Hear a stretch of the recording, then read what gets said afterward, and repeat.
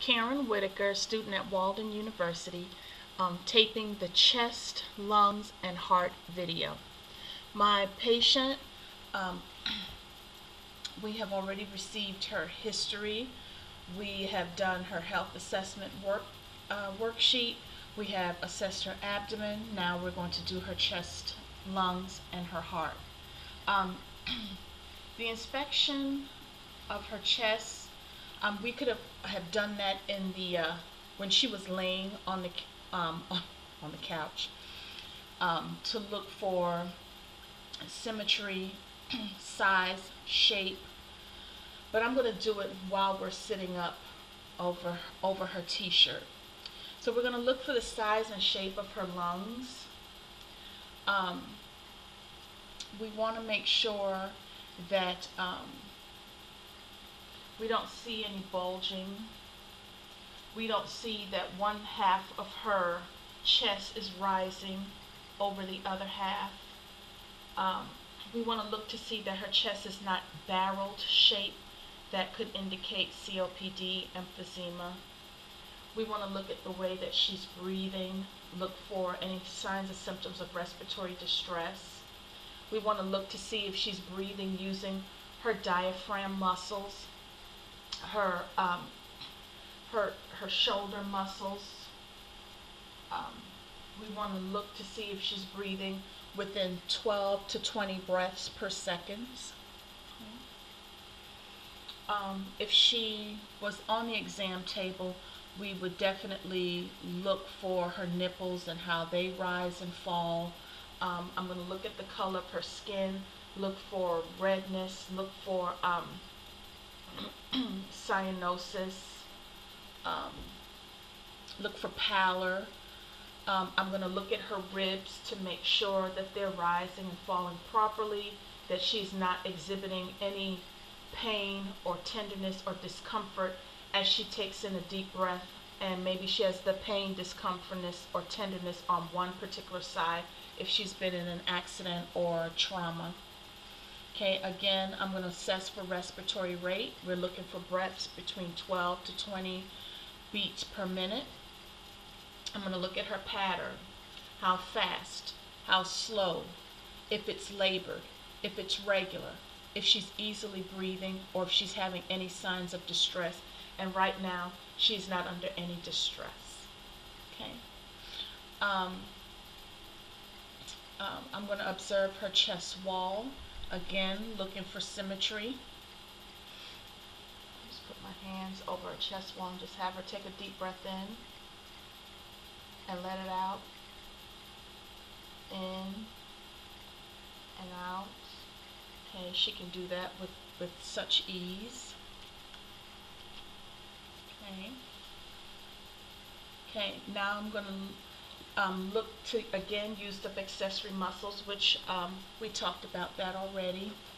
I'm going to look at her lips. Her lips, they're pink. They are kind of dry. She could probably drink some more water, but they are pink.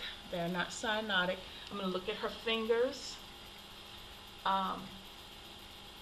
Let's see if I had a, let me see if we get a piece of paper to look for clubbing. You just want to check those fingers for clubbing. And because she has on this purplish nail polish, I really can't assess for,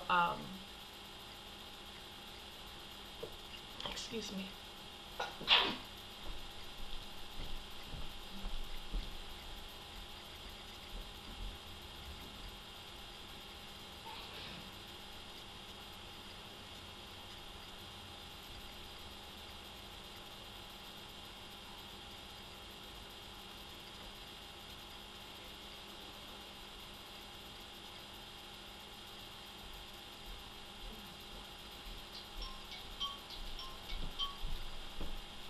Okay.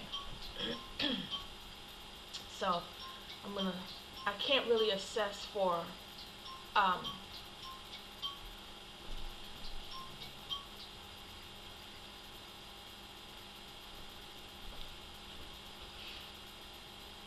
okay, that's my train of thought.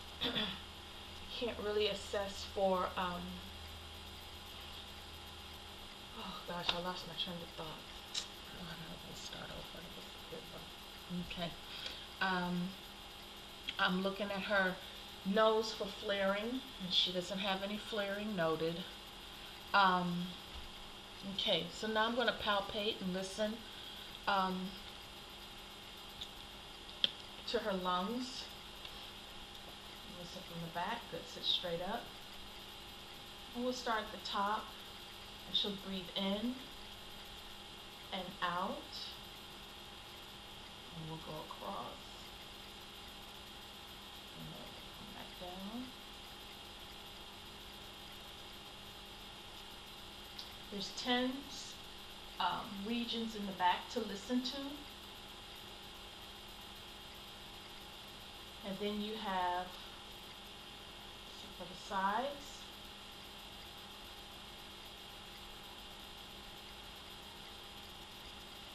And you can also come in the front and do the same.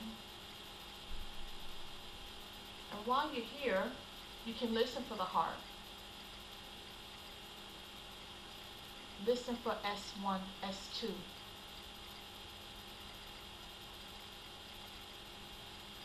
You can have a bend forward.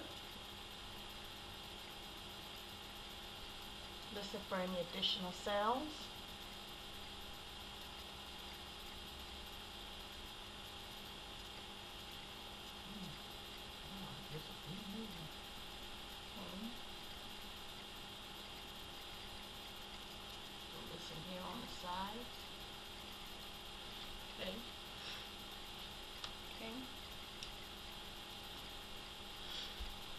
Okay, so that's listening to her breath sounds, and you can find abnormal breath sounds. A person could have wheezing, rhonchi. Her breath sounds were clear. I'm going to percuss the chest again, even from the abdomen. When I was reading that material, it says it's always good to auscultate before you percuss. So of course, over the I'm going to do the chest by having the patient to sit with head bent forward. Put your arms in a folded position. Okay.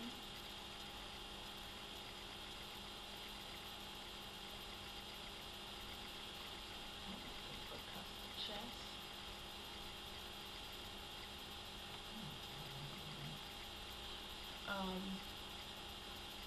Let's see. You can have with the patient's arm raised. Raise your arm.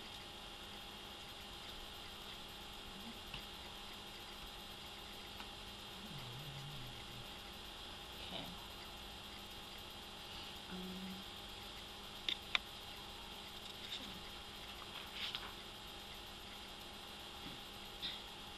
Let's do the same with the back. Wash your arms.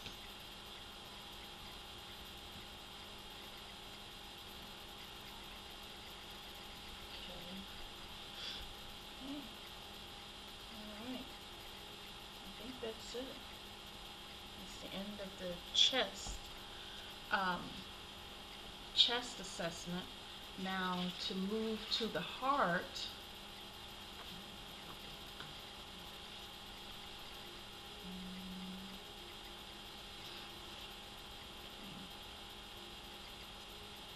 Let me stop this tape.